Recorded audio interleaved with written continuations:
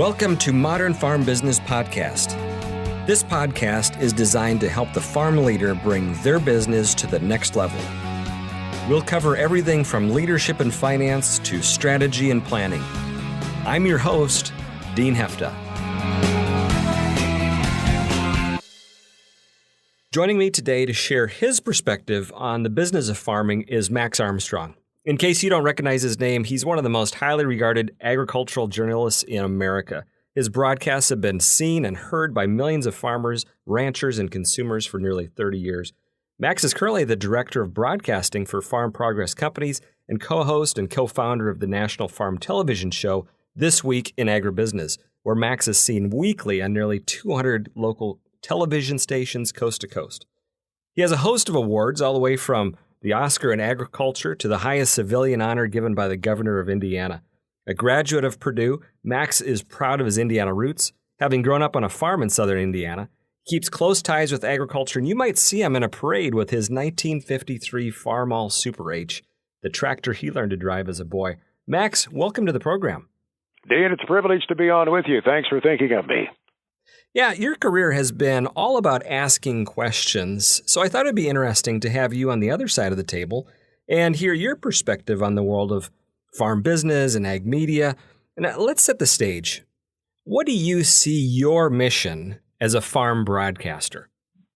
Well, we've always been there to convey the news to the farmer, to be sure. But above and beyond that, I think many of us have, in fact, in farm broadcasting, seen an advocacy role long before many others realized we ought to be doing it. And, some people might criticize the farm broadcaster for that, but in reality, I think many of us have felt that the more we could inform that consumer, the more that he and she knew about the business of food production, it would be in the best interest of everyone, not just the consumer, but the producer as well. And quite frankly, I can't begin to tell you how many times over the years a farmer has come up to me after a meeting, Dean, and said, hey, thank you for being there for us. Thank you for speaking up for us, speaking on behalf of us. And so it's been fun to do this. I mean, and to his credit, my colleague Orion Samuelson, who I've worked with for over 40 years, recognized this long before almost anybody else. He was advocating for agriculture back in the 60s on a big city radio station and television station, and again, long before most of us realized that we needed to do a better job of telling the farmer's story. So I guess that's the role that I've seen, is not just conveying the story of agriculture, but putting it in terms that the non-farmer could handle also and grasp. And that's become more difficult because of the growing complexity of the business. Yeah, that is a good point, because we assume shows like This Week in Agribusiness is really watched by farmers, but you probably see some of the demographics that it's not just farmers watching you. Is that right? We have a lot of folks on the rural around and in cities. I just received a text message a couple of Saturday nights ago from a longtime radio newsman in Los Angeles. I've known him because of his Midwest roots, but he sent me a note to say that he watches RFD-TV in Los Angeles, and then sees the broadcast and follows our broadcast in that manner. I also got a note last night from a friend in Portland, Oregon. He's right in the city. His business has nothing to do with agriculture. He grew up on a farm, but that's been the extent of it, and he follows us there as well. There are a lot of folks who are landowners. There are many folks who are in the equipment business. There are just many folks who live on the rural route and maybe are not involved in the management of a farm or directly involved in agriculture, but they need to hear the story too, because as many farmers will hasten to point out, some of the least understanding that they find is in their neighbors around them in rural communities, unfortunately. For sure. So as a farmer, it's important to be able to tell ag's story. What advice do you have for me as a farmer sharing my story either through the media or, with my neighbors? What should I be doing maybe that I'm not doing right now as a farmer? First, I would say you are, as a farmer, the most credible source of information about your business. You understand it better than anyone. You tell that story with greater passion than anyone. So I hope the farmer or rancher will seize that opportunity whenever it presents itself to visit with a neighbor after church, outside of church, or visit with neighbors at a basketball game who are not farmers. Maybe they're a sundowner who wanted to have a couple of acres in the countryside, but they drive into town to work at the Caterpillar plant. They really, in many instances, don't have a grasp about the tools of technology that are necessary on the farm today. And you can tell that story to them better than anyone else. But here's a caveat with that I always inject, Dean. Be patient and be understanding of that individual's position, whomever you're telling the ag story to. And the reason I say that is so many of those folks have misunderstandings of agriculture. Their impression is totally erroneous, but it is a firmly held belief that they have. Somewhere that view is conveyed to them watching a television show, watching a TV chef, reading an article, and as erroneous as it may be, it is something that they have come to firmly believe in their mind and in their heart. So when you come at them with a different viewpoint, you've got to be gentle, you've got to be respectful, of the viewpoint that they have, because it's deep-seated and they believe it.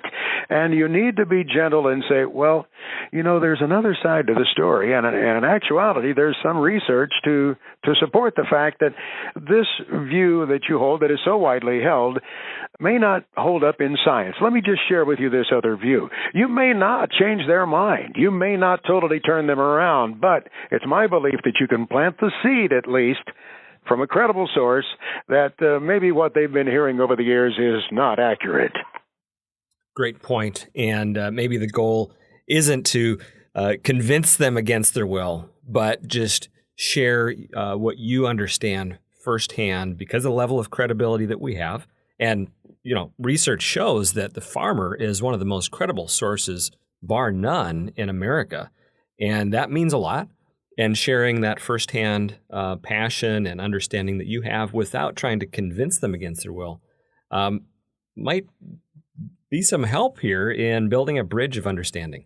Dean, I really believe so. I'm like everybody else. When somebody makes an erroneous statement about GMOs or about antibiotics and animal agriculture, sometimes, and especially when they're forceful in doing so, my blood pressure starts to climb, and I just want to immediately challenge them, and I want to do so forcefully, and I want to say, wait a minute, you're nuts, you're wrong. Well, that's the wrong way to go about it, frankly, and you're not going to change anybody's mind by being so combative in challenging your viewpoint. So I say, bite your tongue, count to 10, maybe smile a little bit, be gentle in your challenge, but say, there is another side to the story, and I'd like for you to think about this or read about this, or I'd like for you to go to this website, a credible source of information. And that brings up another point. Obviously, we need to be armed with the facts. We need to have factual evidence or guide them to sites where they can read and maybe get another viewpoint, if they are open to doing so. Some folks, you're never going to change them, but at least in some instances, I think, Dean, we can plant that seed. Great point. Max, your world, the world of media, has really been changing. And I guess a two-part question for you is, what are some of the biggest changes that you see happening right now? And are there any impacts that farmers should be aware of when it comes to that, the changes that are happening? Well, there are so many different ways we can get information now. Of course, the immediacy and the ability to tweet at any moment remind us of that. I guess the thing that occurs to me is while we have so many more sources to reach people, that's a good thing for farmers, obviously. I mean, there are ways that they can utilize that to help tell their story and to bring in information, too. Yeah, the media, the agriculture media specifically, has changed dramatically. I mean, anybody can sit in their basement and offer their views via the internet, via MP3s that they post or some kind of a broadcast that they want to stream. I guess I come back, and having just served as the president of the National Association of Farm Broadcasting for the past year, I recognize the fact that people still do listen to radio, and radio is a credible source, and people will still sit down in front of a television to get the full story, though they may also click on a link to see a segment, to listen to a segment.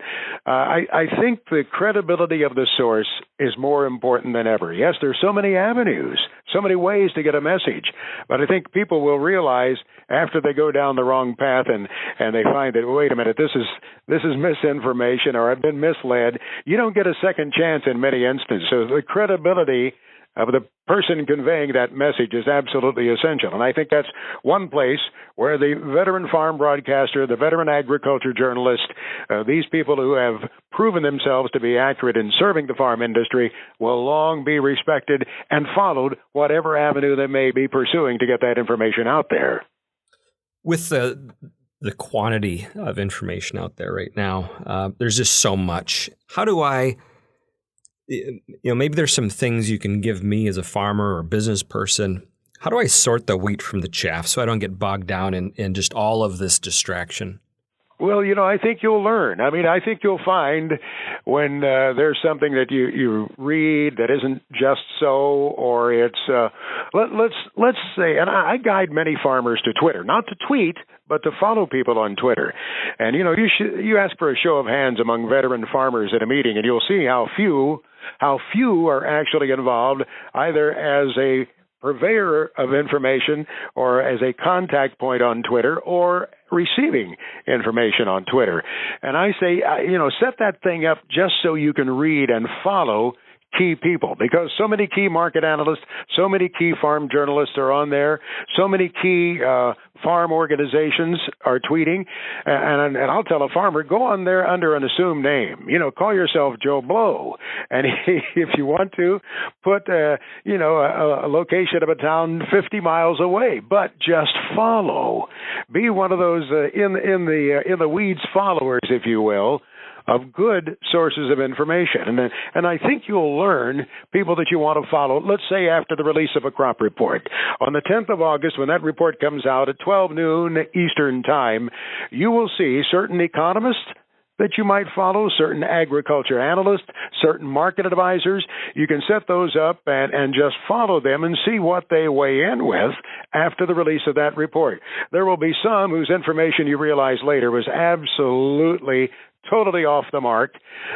Maybe you didn't understand half of what they were tweeting out there, and you may elect to unfollow them. But then you'll have a basket, as I term it, a basket of maybe 10 or 15 people who turn out to be just crackerjack sources of information. And here they are, available to you free to see what they post after the release of a report, or maybe you want to check what they say every evening when a farm bill is being written, as it is now. That's a great way to use Twitter, I think, when you're a farmer. Great advice. Let's shift gears and talk about the world of agriculture here as it pertains to what's going on every day. And certainly the economics are challenging right now, but I believe there's a lot to be optimistic about. What are some of the trends or maybe opportunities that you're excited about that are coming down the pipe? I like the combination of our generations, and I know it's problematic, and it's, the handoff of the baton isn't always going to come easy in certain operations, but I love the fact that we have an industry here guided by seasoned veterans. There are people still very much involved in this business, making decisions every day, who have been down the path of this before. They know exactly what the downturn in an ag economy looks like. They know what went on back in the 80s. I saw an interesting story the other day. I guess it was a CBS story, certainly talking about the depths of this agriculture economy now and making the comparison to the 80s. And I guess I would maintain there is no apt comparison. Those who lived through the 80s on the farms and ranches of the country, I think would hasten to point that out too. Those who were ag lenders back in the 80s, those who were ag economists who would tell you that there is no comparison, absolutely no apt comparison with this downturn of the farm economy with what we went through back in the 80s. It was brutal. It was absolutely brutal. Not that this isn't for some right now, but I think the fact, to come back to your question, that we have these veteran farmers who experienced it, who lived it, who remember very well what it was like in the 80s and the downturn, that depression of the ag economy, they've built themselves up over the years. They've been able to wisely make investment decisions. They have benefited from the sustained years of growth and profitability that we had. So you take them and put them in with this younger generation of charge-ahead farmers, these men and women who are so skilled in their agronomy, their technology, their economics as they're coming out of our land grant colleges, and some who have not come out of those schools, but they're armed with the tools, Dean. They're armed with the knowledge, the savvy, the enthusiasm, the technology, and an operation where you've got that combined with that seasoned veteran who's been down the path. That's what makes me optimistic about this business. And that description is appropriate for one farm after another up and down the rural routes, as you know. That's for certain. And you've been in a very interesting position the past several years of being able to see both industry, agricultural industry, and farmers from a unique perspective. What are some of the things that you've seen that have really stood out as you see them over time, maybe practices or thoughts or perspectives that really seem to be consistent among those businesses and operations that seem to last and thrive and grow over time? Well, those businesses serving farmers, I think, still have to be very service-oriented in many instances. I still think that service that is provided, whenever that local, let's take, for example, a local agriculture retailer. There are still a lot of those folks across the country carving their niche, maintaining their niche, maintaining service exceedingly well. While it isn't easy, they're doing so by being very service-oriented. Now, that's a challenge. That is very much a challenge when you've got an ag industry that is so geared up as it is today to cover so much massive acreage in just a few days, as we do in planting a crop and in harvesting it now. But our businesses are doing the best they can. Our co-ops on a local level, for example, our various other ag retailers, and I'm impressed by the service that they are providing. And I think many farmers want to do business locally, and especially if they can get that product or get that product marketed and get it done in a service-oriented way. I took my vehicle this morning. I took my wife's vehicle to a local tire store. I had the option to go to a couple of chains. I had an option to go to a big retailer. I went over to this place. It has kind of a hole-in-the-wall office. I walked in. The man shook hands with me with a smile, and he said, "I appreciate you coming in, Mr. Armstrong. We'll get those new tires on in just a while." He's a business that's been there, I think, for 20 years. He has 2 locations in a couple of small towns here near us. I like to do business locally when I can. I think when I have a problem, he's going to take care of me. And that was proven just a few weeks ago in my dealing with a local body shop. So I think the service orientation has really come to the fore here for many of our local agribusinesses that continue to serve farmers. And I guess I like to think it'll still serve them well in the future if they can maintain that tie and still address the needs of the growers when those growers have the need. We're at an interesting time in our whole economy, not just agriculture, of really, I think, consumers and purchasers having to make that decision of how much do I want to have present locally from a brick and mortar standpoint. And there's just huge economic changes happening right now with Amazon and online and price discovery. And as business owners, we have to, on one hand, figure out what are we able to serve our consumers, our customers with well, and do it at a fair price, and continually competing against that price that's getting posted. And so we have to make sure we're delivering value all the time. And it's going to be some interesting changes in landscape as far as the stores and the shopping that we have around us as consumers as well. Yeah, you're exactly right. And at the same time, it provides opportunity for many producers. And, something that I was telling farmers, oh, goodness, 20, 25 years ago, is find your niche. Is there something that you can do in your operation better than your neighbor down the road that you're competing with? Well, what can you do? Where are your skills? What about you and your brother as you tag team this business, or that son and nephew coming along after you? How can you delineate your operation to make you better than the folks who are growing on down the road from you? Can you put in some extra bins and produce a niche crop in some way that fits in your operation where you can capture a premium to sell? And, of course, many of our growers are doing just that right now. But I think, that's one thing that comes to mind as these times are changing and as business is becoming more competitive. What sets you apart? What makes you different? Where can you capture value that you couldn't before, and maybe that your neighbor isn't poised to do? I love the phrase, if you don't like change, you're going to hate extinction. And that's the great thing about our economy is we're continually looking for ways that we can utilize and capitalize on change, and no different than any other industry in our country as well. Max, you've got a book out. Could you tell us a little bit about it? Well, we came out with this little, I call it Dean, it's a great bathroom book because it has short stories and quite a few pictures, and you can just put it right back there on the tank and visit it when you come in. And it's called Stories from the Heartland. And if you saw Orion Samuelson's book, it's nothing like it because Orion's book was so thorough and detailed and such a wonderful history of agriculture over the decades that he served our industry. Mine is a little more into the people and personalities, I guess, and experiences that I've had. It wound up being, in all candor with you, more about me than it was supposed to be. I had some help because it's just so painful for me to sit down and carve out time to do that. So I had some folks who drew it out of me in many instances. There were a couple of sections in there that I did write personally on my keyboard because I knew they needed to be handled with care.